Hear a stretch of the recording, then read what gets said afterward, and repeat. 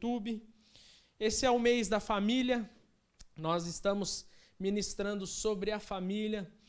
Nas nossas redes sociais, nós temos lançado alguns desafios para o que você pode fazer parte, se você quiser, de alguns desafios que podem levar você a ter uma vida mais abundante na sua família, da perspectiva dos céus. E eu lembro que no primeiro culto desse mês, no dia da nossa ceia, eu falei sobre quanto tempo que Deus demora para responder às nossas orações. Qual é o tempo que Deus leva para responder uma oração? Será que Deus ele atrasa a resposta? Será que Ele ouve na hora que eu peço? Depois nós falamos semana passada sobre como honrar nosso Pai, que a honra, o princípio da honra, ele deve reger as nossas vidas. E hoje nós vamos falar um pouco sobre a nossa responsabilidade, sobre qual deve ser a sua e a minha responsabilidade na nossa vida com Deus. Como que nós devemos levar a nossa vida cristã. Sabe, existiam 3 homens chamados Sem, Cã e Jafé. Eles eram filhos de Noé, filhos de Noé, não de 2 Noés. E eu não sei se você conhece a história de Noé, mas Noé era um homem que, no meio de um povo totalmente perdido, totalmente tinha esquecido do Senhor, ele ouviu Deus. E ele foi muito criticado. Zoaram com ele, tiraram sarro. E, sabe, Noé decidiu obedecer ao Senhor. E ele falou, eu vou obedecer a Jesus e tá bom. Deus, tá bom. E seus filhos viram seu pai como um exemplo. Tiveram um homem de Deus na casa deles. Viram um milagre que Deus salvou aquela família por conta de Noé. A palavra nos diz isso. E o que acontece, então, é que logo depois que Noé e a sua família são salvos, ele planta uma plantação de uva e ele bebe do vinho que ele plantou e se embebedece.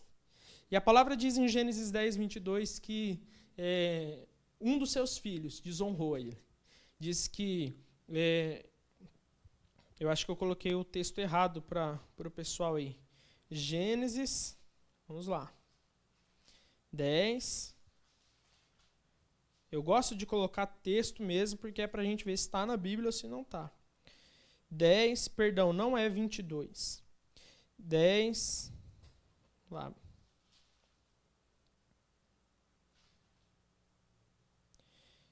(9:22). 9:22, só errei por um capítulo, tá bom?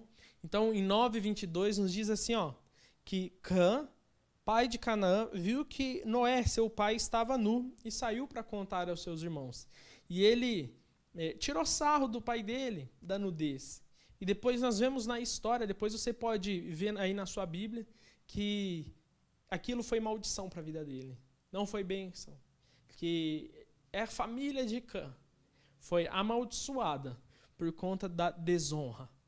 Então temos um exemplo de 2 filhos que honraram. Foram lá e cobriram a nudez do seu pai. Mas da mesma família, teve um filho que decidiu não honrar. Ele preferiu zombar do seu pai. Também a gente vê em Êxodo 18, 24, um outro exemplo na família de princípios que nós podemos seguir, princípio que você pode seguir na sua vida, de Moisés. Moisés seguiu os conselhos de quem? Do sogro dele. Exatamente. Moisés seguiu o exemplo do sogro dele e aquilo foi bênção, tirou um peso das costas de Moisés. Moisés seguiu algumas recomendações que Jetro levou a ele. Um outro exemplo que nós temos é em Ruth, capítulo 1, versículo 16, que a nora de Noemi, chamada Ruth, resolveu honrar a sua sogra. E disse, olha, eu vou permanecer com você, eu vou honrar você, eu vou honrar o seu Deus. E ela foi abençoada. Ela entrou para a linhagem real do nosso Senhor Jesus. Então, ela é uma das ascendentes de Cristo que está registrado na palavra. Então, nós vemos também Davi, né? A gente sempre fala de Davi, que Davi ensinou Salomão, quando era pequeno, a ter sabedoria. Isso está lá em Provérbios 4. Então, nós temos princípios, temos bases bíblicas que nos levam a entender como podemos ser uma família à base da Bíblia. Como devemos aprender com a palavra do Senhor e o que nós podemos reproduzir dentro das nossas casas. Mas algo que eu quero dizer para você é que eu e você, nós precisamos entender a responsabilidade da nossa vida, a responsabilidade das nossas decisões. E eu te pergunto, o que você tem decidido? O que você tem tomado para a sua vida? Com qual responsabilidade você tem assumido os seus erros ou as suas escolhas? Então, eu dei alguns pequenos exemplos aqui, 4 exemplos de homens e mulheres que decidiram seguir princípios espirituais e foram abençoados ou não. Mas eu quero perguntar agora para você, o que você tem feito na sua vida? Quais os princípios espirituais? Quais os princípios que você tem seguido e você tem estabelecido dentro da sua casa ou para o seu convívio social, e o que você tem estabelecido vai gerar algo para você. Existe uma lei espiritual que a Bíblia nos diz assim: de Deus não se zomba, o que o homem plantar, ele vai colher. Então, o que o homem semear, ele ceifará. E eu quero te perguntar, o que você está semeando? E mais do que isso, você está semeando com base em qual lei? Qual lei espiritual? O que você tem feito? Ou a sua vida você tem vivido até hoje sem se dar conta dos seus atos? Porque a Bíblia ela é muito clara para nós. Ela nos diz que todos nós daremos conta de tudo que fizermos e de tudo que fizemos ao nosso Senhor. Vamos prestar contas ao nosso Deus. E Ele vai julgar tudo o que fizemos. E eu te pergunto, qual a sua responsabilidade diante dos seus atos? Então, nós vemos que eu acho que já deu o tempo, já cansou, já chega da gente agir sem responsabilidade. De você, de nós como povo de Deus agirmos sem a responsabilidade de filhos de Deus. E o que eu quero te dizer nessa noite, já vou adiantar, é que para a gente agir com a responsabilidade de filho de Deus, nós precisaremos sempre ter a presença do nosso próprio Deus vivo em nós, para agirmos como seus filhos. Nós precisamos do Espírito Santo. Mas existem algumas coisas que nós terceirizamos e usamos de desculpa quando nós falamos, está na mão de Deus. Eu comentei isso com vocês semana passada. Sabe, vou dar 3 responsabilidades. Hoje eu vou falar bem rápido, porque é uma palavra que você precisa praticar. Não adianta você só ficar filosofando e não colocar em prática. O Evangelho, ele é poder de Deus, ele não é filosofia. O Evangelho é transformação de vida. Então, 3 áreas na sua vida que você tem que ser responsável. Você tem que assumir o controle. Vitor, mas o controle da minha vida não está na mão de Deus? Exatamente isso. Está nas mãos de Deus, mas existem coisas que a nossa vida estando nas mãos de Deus, a responsabilidade de executar é sua. A responsabilidade de executar é minha.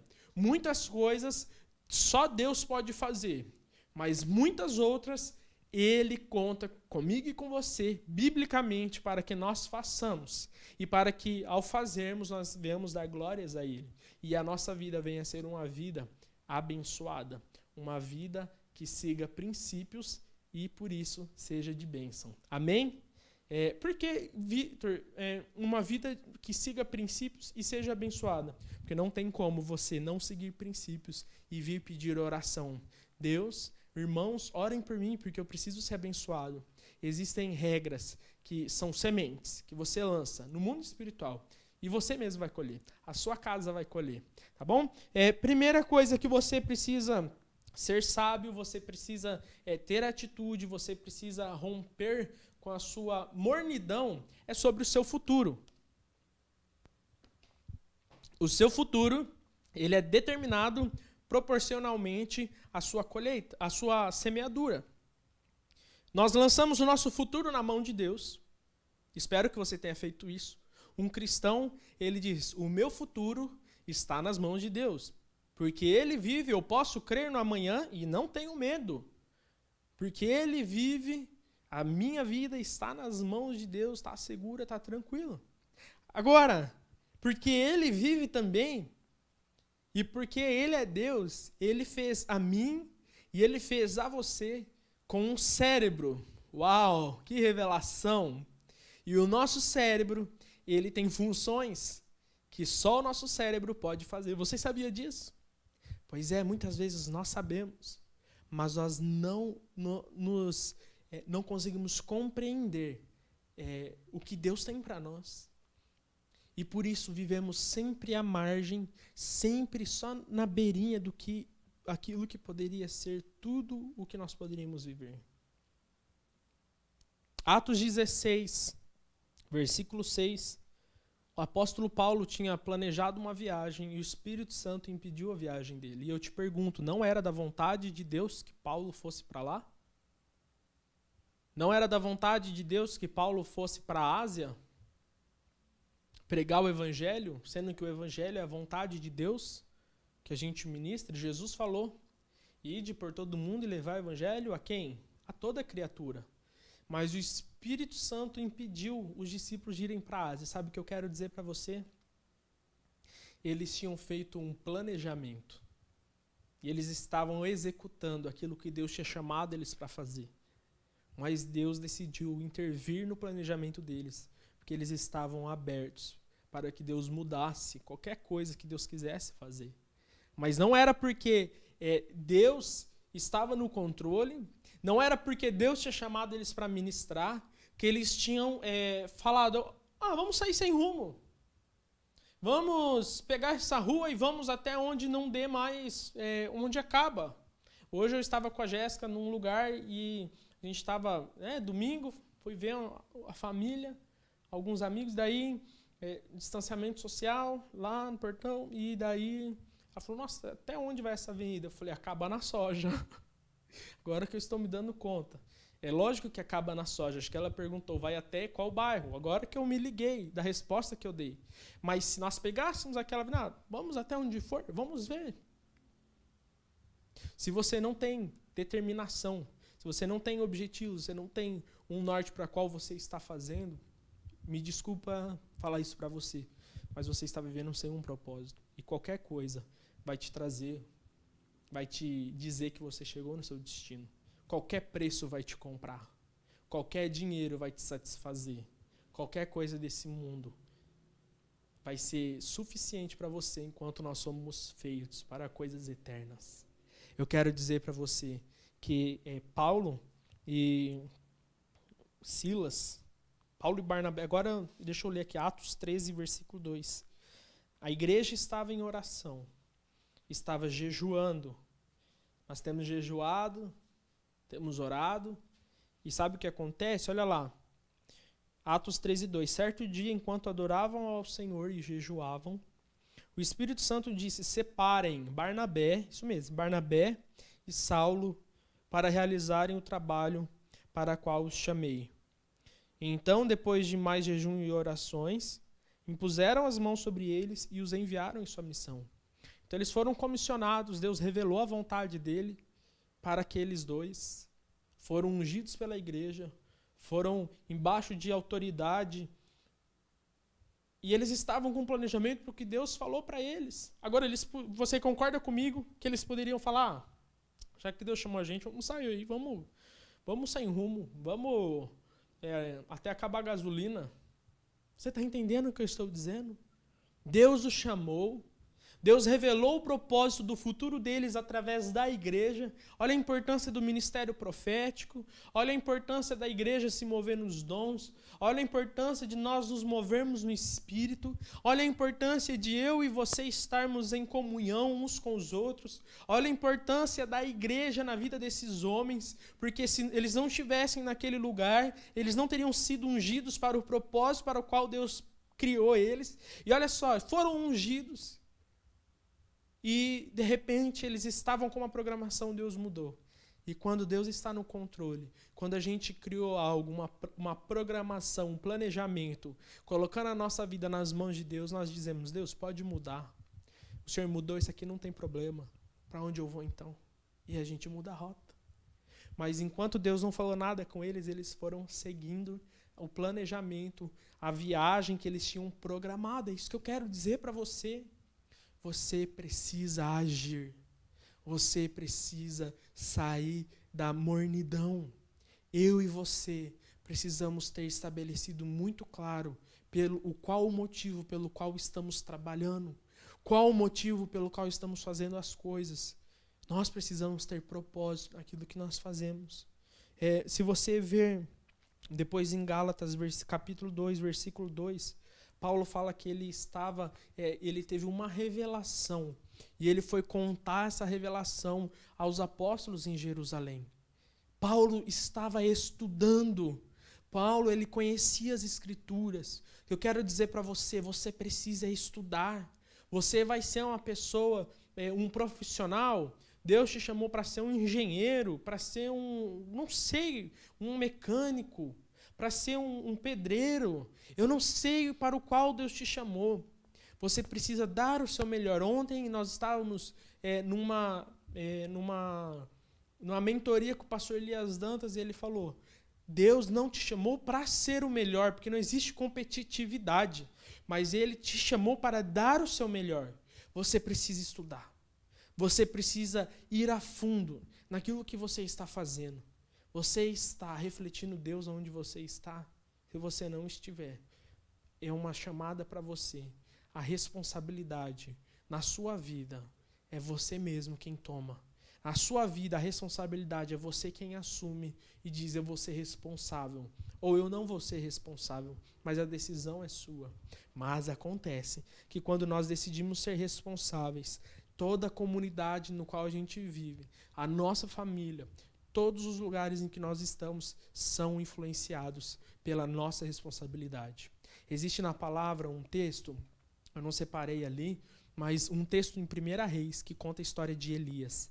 E a Bíblia nos diz assim: Elias, que era homem, assim como eu e você, orou e parou de chover. Por 3 anos os céus se fecharam. Por conta do propósito de Elias, de ser um profeta, de seguir o que Deus tinha para a vida dele, toda uma nação foi influenciada. Onde estão os Elias da nossa geração? Eu acredito que está aqui comigo. Acredito que somos nós. Por isso que eu estou dizendo isso para você. Você influencia todo lugar que você está. Ou você pode ser influenciado. Mas nós que somos cidadãos dos céus, nós que estamos buscando viver a cultura do céu na terra, transbordar o Espírito Santo, eu quero te dizer uma coisa. Deus te chamou para influenciar o lugar que você está. Não aceite nada menos do que dar o seu melhor e refletir a glória de Jesus. 1 Coríntios 12 diz que é o Espírito Santo que nos capacita para toda a obra. Ele dá dons. Sabia? Você sabia disso? A tradução também pode ser, em vez de dons, pode ser ferramentas. O Espírito Santo dá ferramentas para que nós edifiquemos, para que nós venhamos a construir uma igreja que se pareça com Jesus. E eu pergunto, onde estão os profetas da nossa igreja? Onde estão as pessoas com o dom de cura? Onde estão as pessoas com o dom da misericórdia? Com o dom da generosidade? São tantos dons que o Espírito Santo dá para quem Ele quer. Nós podemos buscar os dons. A palavra nos diz isso. Se você quer ver quais são os dons do Espírito, tem lá em 1 Coríntios 12, você pode ler. Mas eu te pergunto, qual a ferramenta que Deus te deu para influenciar, para exercer, melhor dizendo, na comunidade? Comunidade Zoe, ou a igreja na qual você faz parte. Quantas pessoas às vezes passam por você e você sente, puxa, essa pessoa não está bem, preciso orar com ela. Você fala, é coisa da minha cabeça. E Deus está te dando um dom para você, palavra de conhecimento ou discernimento de espírito, e você poderia ter mudado o dia daquela pessoa, revelado Deus para ela, mas você segurou por vergonha. Quantas pessoas poderiam ser tocadas pela minha vida e pela sua vida se nós exercêssemos os nossos dons, sem desculpas, assumindo a responsabilidade que Deus nos deu? Eu pergunto, se a igreja lá de Atos não tivesse entendido de Deus quem era Saulo e Barnabé e não tivesse ungido eles para a missão, talvez o evangelho não tivesse chegado a nós. E algo que eu quero dizer para você, dentro da sua casa, a palavra nos diz em 1 Coríntios 13 que sem amor você não adianta fazer nada. Eu quero te dizer, e o amor pode viver dentro de você, na pessoa do Espírito Santo. Eu já estou encerrando, são tantas responsabilidades que a gente precisa ter. A gente precisa pedir sabedoria para o Pai. A gente precisa se mover cheio de sabedoria, cheio do Espírito Santo. Mas eu quero te dizer uma coisa. Todo mundo exige algo de você. Todo lugar exige que você seja de um jeito, seja de outro. Eu quero te dizer, em Jesus somos livres.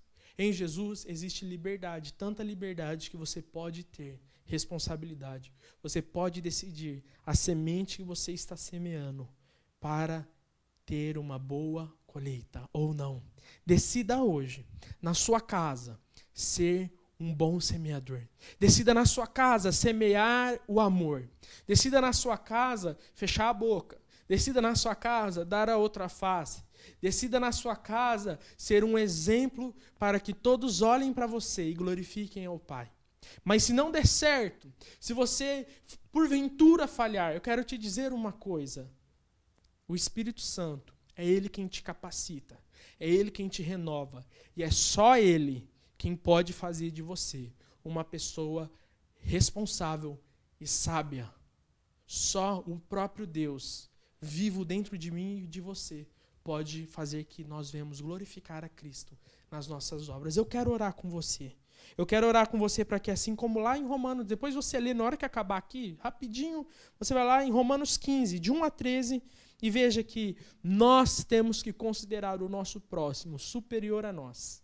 João nos diz nas suas cartas, lá no final da Bíblia, que a gente precisa amar, porque se não amamos, não conhecemos a Deus. E eu quero te dizer, o meu convite hoje é para você assumir a responsabilidade de ser um filho de Deus e decidir viver aquilo que Deus quer para a sua vida. Mas antes disso, decidir honrar quem está perto de você, influenciar em amor a sua casa. E a partir daí, as coisas vão começar a acontecer. Você quer ser uma bênção? Você quer ganhar pessoas para Jesus? O seu primeiro campo missionário é a sua casa. O primeiro lugar que vai ser transformado é dentro da sua casa. É a sua família que vai ver Cristo em você, que vai ver Jesus na sua vida. E isso vai glorificar a Deus que está no céu. Eu quero orar pela sua vida. Senhor, em nome de Jesus, eu oro pelos meus irmãos. Eu oro pelas minhas irmãs.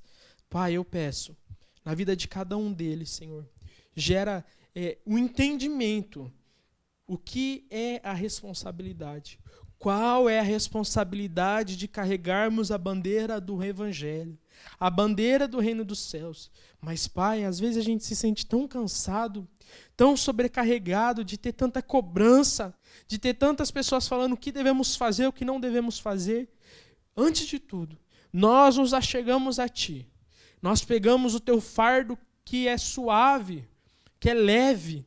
Nós assumimos, Senhor, Pai, a posição de filhos amados. E em seguida, nós assumimos a responsabilidade de fazer uma boa semeadura, de semearmos o amor, de semearmos, Senhor Pai, a honra, de semearmos sementes com princípios eternos. Pai, porque a nossa colheita, nós não queremos zombar do Senhor e também não queremos colher frutos ruins. Pai, eu peço, abra os olhos e os ouvidos dos meus irmãos para que eles venham ver o que estão nas mãos de cada um. Quais são essas sementes que eles têm semeado para decidir lançar no solo ou trocar a semente a ser lançada. Em nome de Jesus. Meu Deus, eu peço que a semana de cada um dos meus irmãos seja abençoada. Que toda enfermidade, que todo medo, todo mal caia por terra em nome de Jesus. Senhor Pai, que aqueles que estão precisando de emprego, eu declaro em nome de Jesus a porta do emprego aberta. Eu declaro, Senhor Pai, aqueles que precisam, Senhor Pai, de um toque do Senhor sobrenatural. O Senhor os alcance agora, em nome de Jesus. E eu declaro sobre cada casa, onde essa mensagem chegar, que, Pai, comece uma revolução, que os responsáveis se levantem, que aqueles homens e mulheres que agem com responsabilidade se levantem para lançar a semente do reino dos céus. E nós, Pai, já agradecemos, porque o Senhor é o agricultor, e no teu tempo a semente virá a germinar. Recebe, Senhor, toda a nossa adoração, recebe toda a honra, recebe toda a glória, em nome de Jesus. Amém. Amém, meus irmãos. Que Deus abençoe sua vida, que você venha semear uma semente farta, uma semente eterna, uma semente que reflete aquilo que você prega. Em nome de Jesus. Deus abençoe sua semana. Amanhã eu vejo vocês aqui no YouTube. Um abraço, fica com Deus. Tchau, tchau.